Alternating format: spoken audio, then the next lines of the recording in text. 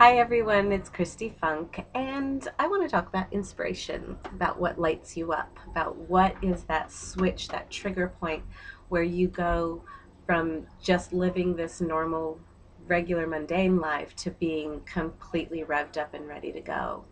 I remember as a substitute teacher, I was a substitute teacher for about 4 years.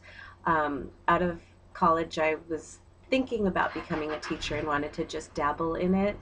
And I wasn't your conventional, obviously, conventional substitute teacher because I like to shake things up and talk to the kids about health and yoga and just life in general. And I remember in some of the English classes with projects that they had to do, one in particular where they had to talk about what they wanted to do with their lives. And it was a short essay and, just like a paragraph. I got them back and I was just really flabbergasted at how these kids, I mean, we're talking juniors and seniors, didn't know what to do with their lives. And so I put the papers aside and I'm like, what lights you guys up? What makes you want to get up in the morning? And somewhere along the line, these kids were just completely deflated, had no goals, no dreams. And I remember being at that age in high school and having 100 different ideas of what I wanted to do with my life. And I was actually doing them. I was setting the steps to making things happen. And there was a classroom full of just really uninspired kids. And I'm wondering, what is it that makes us light up? Why did these children, these kids, these teenagers not have that spark? And of course, there's so many different factors. There's, if they've lived a hard life, if they've had financial issues, if there's, divorce or abuse, there's all kinds of things that can set somebody up for failure.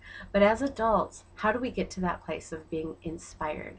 I know for me, it's almost like a constant. I see a color, I see the cover of a book and think of like the potential that's in it. I look at my children and get inspired on how I want to parent them better. I mean, it can be music and can be sounds. It's all of the senses for me that really just like tap into that place of being sparked. So, what I want you to look at as an exercise this week is to look at where in your life did you stop feeling like this lust for life, this desire to have more? And I don't mean physical things. Those are great and those are fine, but to experience more.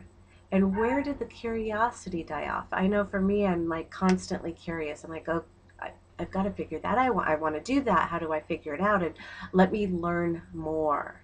So go in your life and figure out at what point you started to not have that excitement for life, and how can you pull it back? How can you bring it back into your life to make it juicier and more vibrant?